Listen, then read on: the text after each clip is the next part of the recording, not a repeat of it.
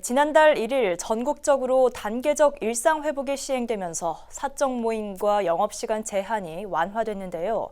하지만 11월 한 달 동안 도내에서만 1,100명이 넘는 확진자가 발생하는 등 감염 확산 속도가 빨라지고 있습니다. 덩달아 도내 코로나19 병상 가동률도 70%를 넘기면서 병상 부족 사태까지 우려되는 상황입니다. 박원기 기자입니다. 지난 1일 전국적으로 위드 코로나가 시행됐습니다. 유흥시설을 제외한 식당과 카페 등 모든 다중시설에서 24시간 영업이 가능해졌고 사적 모임도 코로나 백신 접종 여부와 관계없이 10명까지 모일 수 있습니다. 위드 코로나를 시행하면서 당시 도 방역당국은 바짝 긴장했습니다. 확진자 급증을 예상했기 때문입니다. 자영업 소상공인 분들께서 삶이 힘들다고 말씀을 주셨습니다. 그런 상황을 반영을 한 어쩌면 시험적인 방역 체계입니다. 우리 도민 여러분들께서 방역 수칙을 철저히 지켜주시고 또 다중이용 시설의 관리자, 운영자는 반드시 방역 관리자를 지정하고 운영을 하셔야 됩니다.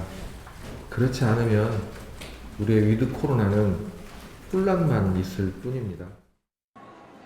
그리고 그 예상은 빗나가지 않았습니다.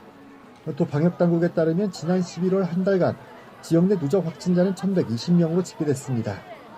하루 평균 38.6명이 확진된 것으로 위드 코로나 전인 10월 총 확진자 666명에 비해 454명이 증가했습니다. 각종 제한 조치 완화와 방역수칙 미준수 등 해이해진 방역 인식이 주요 원인으로 분석됐습니다. 현재 도내 확진자 발생은 산발적 집단 감염과 개별 감염이 동시에 이루어지고 있습니다. 확진자가 급증하면서 병상 가동률도 70%를 넘어섰습니다. 하루 40-50명의 확진자가 발생하는 최근 상황을 봤을 때 병상 부족 현상은 시간 문제입니다. 여기에 청소년을 대상으로 한 백신 접종이 제대로 이루어지지 않고 있는 것도 문제입니다. 면역 현상 등에 대한 두려움 등으로 부모 동의가 제대로 이루어지지 않고 있는 게 주요 원인입니다.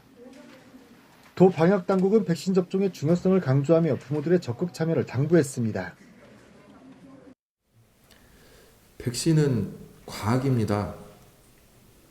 주변에 간혹 백신 후에 건강 문제로 해서 어려움을 겪으신 분들이 계실 수 있습니다.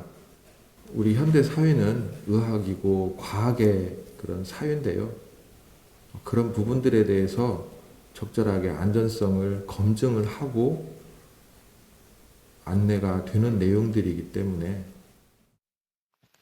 감염병이 절대적 위기 상황임을 직시해야 하는 지금 더욱 강력해진 오미크론 변이 바이러스 출현으로 방역당국은 긴장의 끈을 바짝 조이고 있습니다. 한편 전북도는 주간 평균 확진자가 50명을 넘을 경우 비상조치를 발동할 수 있다고 밝힌 바 있습니다. BTV 뉴스 박원기입니다.